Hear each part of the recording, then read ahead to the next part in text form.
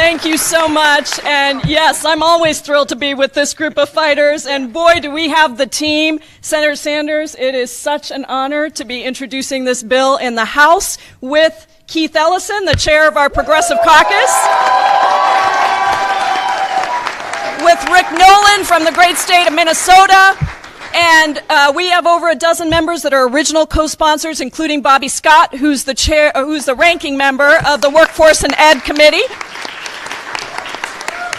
And you know, this is personal for me too, and it's personal for me because I was born in India. I came to the United States by myself as an immigrant at the age of 16. My parents had no money in their pocket, but they used their couple $1,000s to send me here because they felt like this was the place I was going to get the best education, because we were, as Bernie Sanders said, the first in the world in terms of graduating people. And so I came here by myself, and it is amazing now to be the first Indian American woman in the House of Representatives.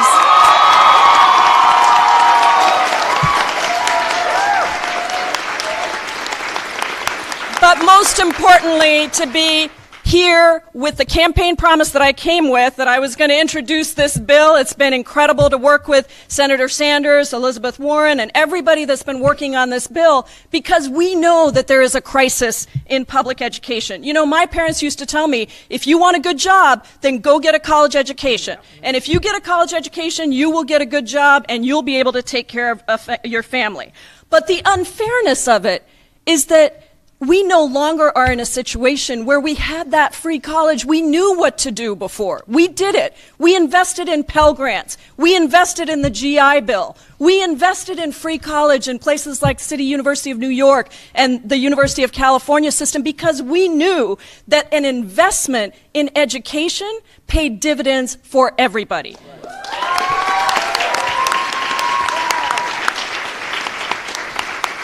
We knew that with a higher education, you could get a better job, and more trained workers meant more jobs filled, and more jobs meant more money back into the economy. And of course, better jobs ultimately meant that you could do better for your own family. That was a cycle of prosperity. And we have lost that cycle of prosperity, and today, because of that, we are 11th, as Senator Sanders said, in the world. 11th. We have $1.3 trillion in student loan debt. That's more than the credit card debt that we have.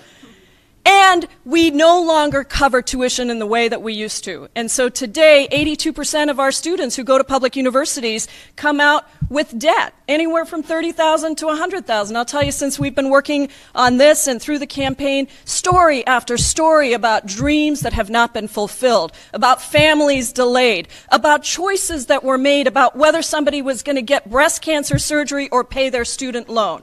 That is just wrong. We can do better, and we must do better. And we know that low-income folks and communities of color are especially hard hit. But this bill is not rocket science. This bill is not rocket science. What it is saying this is the promise we have to fulfill. We are going to make sure that we actually make tuition free and fee free for all of our families up to $125,000. That covers about 80% of our students. We're going to do that. We're going to do it.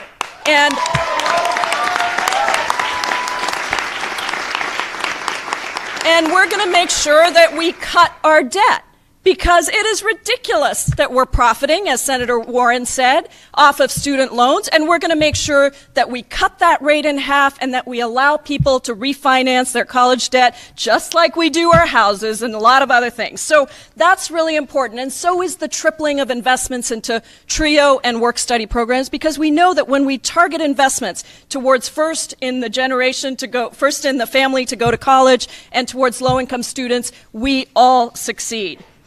Now,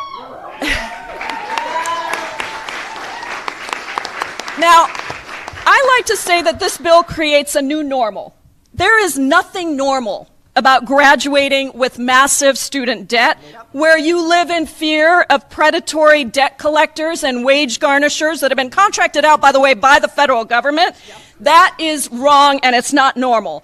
There is nothing that is normal about not being able to have a family or buy a house or buy a car because you've spent years trying to pay off your loan. And there's nothing normal about not being able to refinance your student loan. So the stories that I've heard, and I just want to tell you a couple of them. We got so many in when we said we were going to do this bill with Senator Sanders. The stories that I've heard are horrifying. Lillian, who made every payment on time until she ended up in the hospital with heart failure and had to choose between paying her health care bills or paying her student loans. So she went into default because she decided to take care of her heart.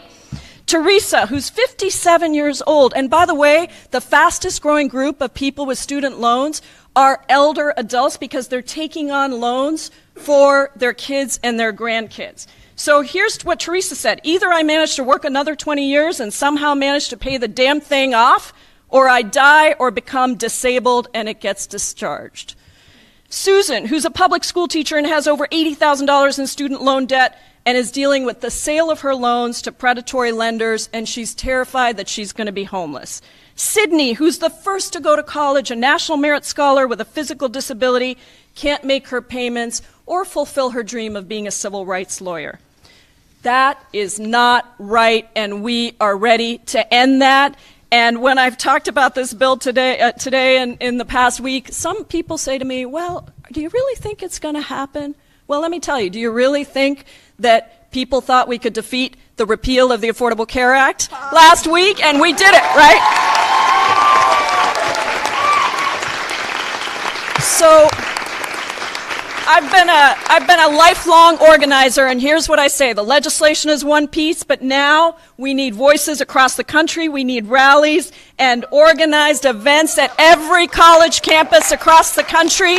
And we need to make sure that we put that political pressure on and demand that we do what is right by passing this bill. And now